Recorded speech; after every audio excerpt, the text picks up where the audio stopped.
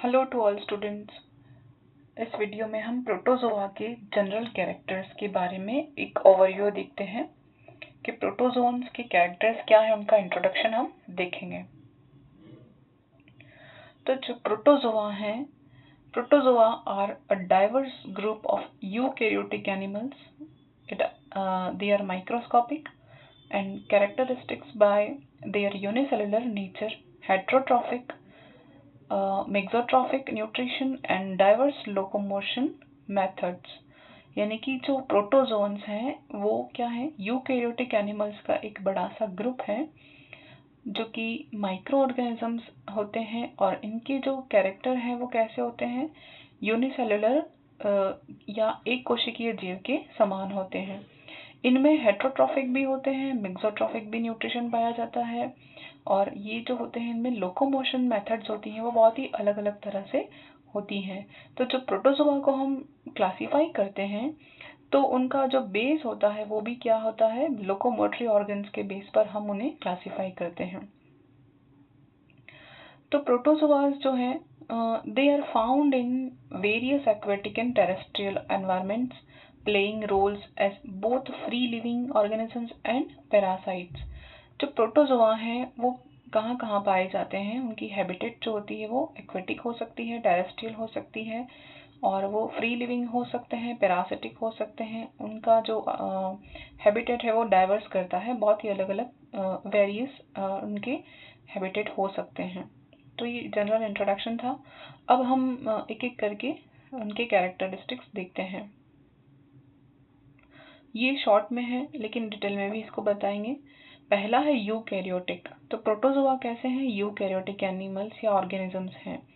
Possess a membrane bound structure, जो कि nucleus की लिए बात कर रहे हैं, and other membrane bound organelles.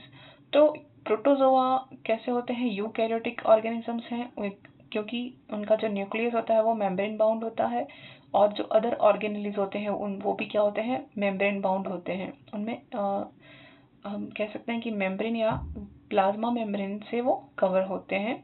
और सॉरी, प्लाज्मा मेम्ब्रेन तो यूनिवर्सल है, सब में होती है, लेकिन उनके ऊपर जो कवरिंग होती है, जो कला होती है वो सारे ऑर्गेनेलिस में होती है, सिर्फ राइबोसोम को छोड़कर। और न्यूक्लियस में न्यूक्लियस के चारों ओर मेम्ब्रेन पाई जाती है। जबकि प्रोकैरियोट्स की बात करें तो उनमें ऐसा कोई कैरेक्टर प्रेजेंट नहीं होता। तो यहाँ पर हम स्पेसिफाई कर रहे हैं कि यूकैरियोटिक ऑर्गेनिजम्स हैं कौन, प्रोटोजोआ। और ये कैसे हैं, यूकैरियोटिक यूनिसेलुलर ऑर्गेनिजम्स हैं। उसके बाद सेकंड कैरेक्टर ही अपना आ गया unicellular. Unicellular unicellular composed of a single cell that performs all life functions। यानी हम ये देखते हैं कि जो प्रोटोजोआ होते हैं वो यूनिसेलुलर यूकैरियोटिक ऑर्गेनिज्म होते हैं और उनकी जो हम कह सकते हैं कि एक ही जो सेल होती है वो एक सिंगल सेल सारी लाइफ के फंक्शंस जो है वो कंप्लीट करती हैं। यानी कि उनके जितने भी फिजियोलॉजिकल एक्टिविटी हैं उनमें कोई डिवीजन ऑफ लेबर नहीं प्रेजेंट होता है। उनकी सारी फिजियोलॉजिकल एक्टिविटी जैसे डाइजेशन, एक्सक्रीशन, रेस्पिरेशन या हम कहें कि एक्सचेंज ऑफ गैसेस और जितने भी एक्टिविटीज़ हैं वो सारी एक ही सेल में कंप्लीट हो जाती हैं। कोई अदर सेल इसको कंप्लीट करने के लिए या ऑर्गेनली प्रेजेंट नहीं होती है। तो ऑर्गेनल्स तो होते हैं लेकिन ऑर्गन सिस्टम या और कोई दूसरी सेल नहीं होती, सिर्फ एक ही सिंगल सेल सारे कंप्लीट करती है टास्क। तो इसीलिए हम इसको यूनिक कैरेक्टर मानते हैं। फिर देखते हैं हेट्रोट्रॉफिक और मेक्सोट्रॉफिक प्रॉपर्टी। तो ये जो प्रोटोजोआ होते हैं कैसे होते हैं, हेट्रोट्रॉफिक होते हैं यानी कि अदर ऑर्गेनिक मैटर पर ये फीड करते हैं और मेक्सोट्रॉफिक भी हो सकते हैं। कुछ प्रोटोजोन्स क्या हैं, मेक्सोट्रॉफिक भी हो सकते हैं। तो most protozoa obtain nutrients by ingesting other organisms और ऑर्गेनिक मैटर। यानी कि अधिकतर प्रोटोजोआ क्या करते हैं, अपना न्यूट्रिशन किससे प्राप्त करते हैं, अदर ऑर्गेनिक मैटर को खाकर या इंजेक्ट करके। जबकि कुछ ऐसे प्रोटोजोआ होते हैं जो कि मेक्सोट्रॉफिक होते हैं। यानी कि कुछ ऐसे हो सकते हैं, सम कैन ऑल्सो फोटोसिंथेसाइज। यानी कि कुछ ऐसे प्रोटोजोन्स हैं जो कि क्या कर सकते हैं, फोटोसिंथेसिस की प्रोसेस के थ्रू अपना फूड बना सकते हैं, और हेट्रोट्रॉफिक का नेचर भी इनमें होता है, यानी कि दोनों प्रॉपर्टी पाई जाती हैं ऐसे ऑर्गेनिजम्स होते हैं, जैसे कि यूग्लिना है, वॉलवॉक्स है, ये दोनों प्रॉपर्टी बियर करते हैं। नेक्स्ट हम देखें मोटाइल या लोकोमोशन या मूवमेंट। तो many protozoans move using flagella, cilia और स्यूडोपोडिया। तो हम देखते हैं कि अधिकांश या मोस्ट ऑफ प्रोटोजोआ कैसे होते हैं, फ्लैजेला का यूज करके मूव करते हैं, सिलिया का यूज करके मूव करते हैं, या स्यूडोपोडिया का यूज करके मूव करते हैं। और इसके अलावा तीसरा भी एक फोर्थ एक ऐसा कैरेक्टर होता है जिनमें कि न सिलिया प्रेजेंट होता है, ना फ्लैजेला होता है, ना ही सूडोपोडिया प्रेजेंट होता है। तो इन तीनों में से कुछ भी नहीं है, फिर भी वो मूव करते हैं, तो ऐसे जो होते हैं वो स्पोरोजोआ कहे जाते हैं। वो इसका क्लासिफिकेशन हम आगे देखेंगे। नेक्स्ट प्रॉपर्टी अपने पास है लैक ऑफ सेल वॉल, या हम कहेंगे कि इनमें क्या नहीं पाया जाता, सेल वॉल नहीं पाया जाता। तो हमने ये देखा कि कुछ प्रोटोजोन ऐसे होते हैं जिनमें कि फोटोसिंथेटिक भी होता है, यानी कि प्लांट के समान भी ये प्रॉपर्टी दिखाते हैं और एनिमल के समान भी प्रॉपर्टी दिखाते हैं, लेकिन इनमें सेल वॉल नहीं होती है। प्लांट के समान फोटोसिंथेसिस तो करते हैं लेकिन सेल वॉल प्रेजेंट नहीं होती है। तो मोस्ट ऑफ प्रोटोजोआ में क्या होती है, लैक ऑफ सेल वॉल। अधिकांश प्रोटोजोआ में क्या होती है, सेल वॉल नहीं पाई जाती है। Allowing for flexibility in shape, यानी कि उनको फ्लेक्सिबल रहना पड़ता है इसलिए, या मूव करना पड़ता है इसलिए उनमें क्या नहीं होता है, सेल वॉल। जबकि सेल वॉल प्रेजेंट होगी तो वो एनिमल मूव नहीं कर पाएगा, तो उनके स्थान पर क्या पाया जाता है, पेलिकल प्रेजेंट होती है जो कि फ्लेक्सिबल होती है। तो नेक्स्ट हम देखते हैं पेलिकल। पेलिकल क्या होता है, एक आउटर कवरिंग होती है जो कि प्लाज्मा मेम्ब्रेन के बाहर या प्लाज्मा मेम्ब्रेन के नीचे पाई जाती है। तो many species have pellicle a supportive layer beneath the plasma membrane, यानी कि एक पेलिकल जो होती है वो एक बहुत ही फ्लेक्सिबल एक मेम्ब्रेन है जो कि प्लाज्मा मेम्ब्रेन के नीचे पाई जाती है, और ये सपोर्टिव सिस्टम का काम करती है और फ्लेक्सिबिलिटी भी प्रोवाइड करती है। नेक्स्ट नेक्स्ट कैरेक्टर है साइटोप्लाज्मिक डिफरेंशिएशन। तो प्रोटोजोआ जो होते हैं उनमें क्या पाया जाता है, साइटोप्लाज्मिक डिफरेंशिएशन पाया जाता है, मतलब कि कोशिका द्रव्य के बेस पर उनमें भी वेरिएशन होता है। तो सारे ऑर्गेनिजम्स, जितने भी ऑर्गेनिजम्स होते हैं उनमें जो साइटोप्लाज्म होता है तो सेम होता है, लेकिन सिर्फ प्रोटोजोआ ऐसे ऑर्गेनिज्म है जिनमें कि साइटोप्लाज्म भी दो पार्ट में डिवाइड होता है, जो कि एक्टोप्लाज्म और एंडोप्लाज्म में डिवाइड होता है। तो the cytoplasm is often divided into an outer ectoplasm and inner endoplasm. तो जो आउटर एक्टोप्लाज्म होता है वो क्लियर होता है, और इनर वाला एंडोप्लाज्म जो होता है वो ग्रैनुलर होता है। तो इस तरह से हम अच्छे से इसको पढ़ेंगे, अमीबा पढ़ेंगे, पैरामीशियम पढ़ेंगे, तो इसमें बहुत ही क्लियरली डिफाइन करेंगे इसको। अभी हम सिर्फ बाहर से कैरेक्टर ओवरव्यू देख रहे हैं प्रोटोजोआ का, जनरल कैरेक्टर्स का। नेक्स्ट अपने पास है कॉन्ट्रेक्टाइल वैक्यूल। कॉमन कैरेक्टर है और जो सारे प्रोटोजोन्स में पाए जाते हैं, ऐसे कैरेक्टर के बारे में हम भी देख रहे हैं।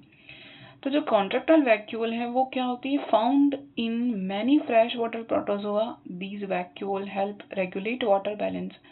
तो बहुत से प्रोटोजोआ होते हैं जो कि फ्रेश वाटर में पाए जाते हैं, और फ्रेश वाटर में पाए जाते हैं तो क्या है कि these vacuole help regulate water balance, यानी कि पानी में रहने के कारण, उन ऑस्मोसिस के कारण उनकी बॉडी में वाटर एंटर कर जाता है, तो बॉडी में और वाटर जो है उसे बैलेंस करने के लिए उनमें क्या पाई जाती हैं, कॉन्ट्रेक्टाइल वैक्यूल्स पाई जाती हैं। तो किसी में एक होती है, किसी में दो होती है, अलग अलग स्पीशीज बेस पर या अलग अलग ऑर्गेनिज्म में, अलग अलग प्रोटोजोआ में वैक्यूल्स का अलग अलग नंबर होता है।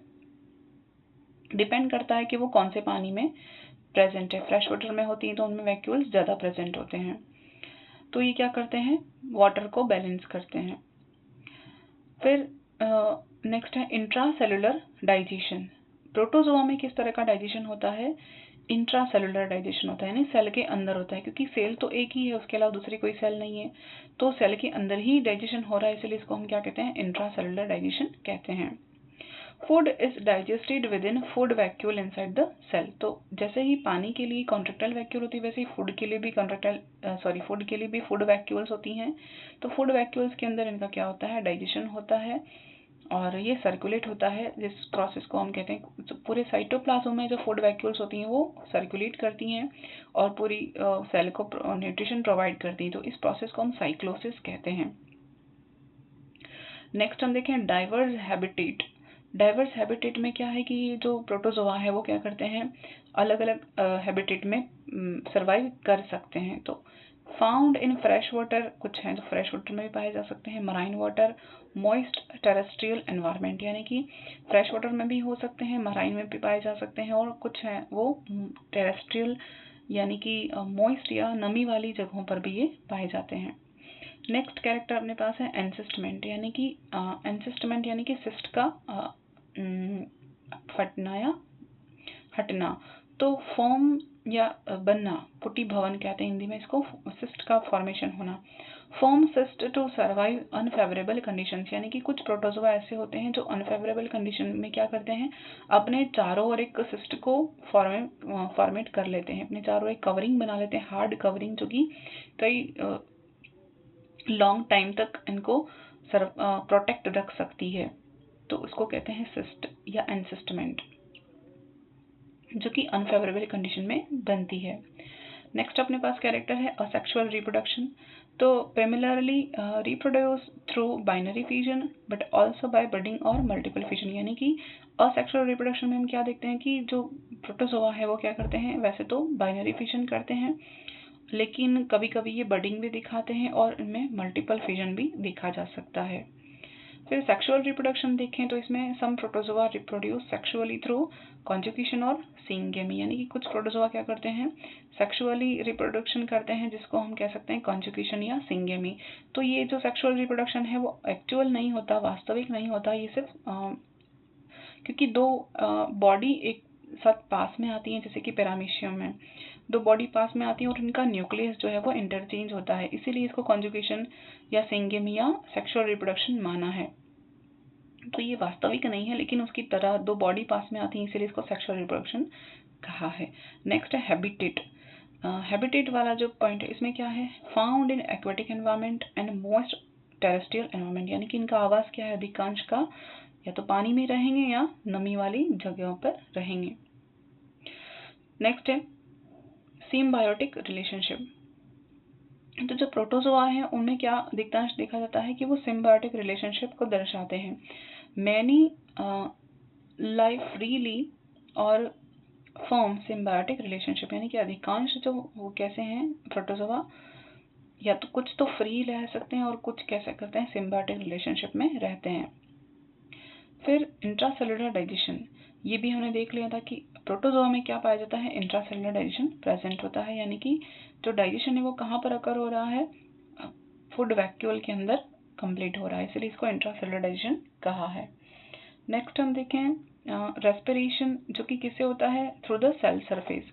रेस्पिरेशन और एक्सक्रीशन, ये दोनों जो ये जो दोनों फिजियोलॉजी वो कैसे कंप्लीट होती हैं, क्योंकि एक सेल बॉडी है, यूनिसेलुलर बॉडी या एसेलुलर बॉडी है, तो इनके अंदर जो एक्सक्रीशन और रेस्पिरेशन जो होता है वो गैसेस का एक्सचेंज होता है यहाँ पर, तो थ्रू द बॉडी सरफेस, यानी बॉडी सरफेस के द्वारा।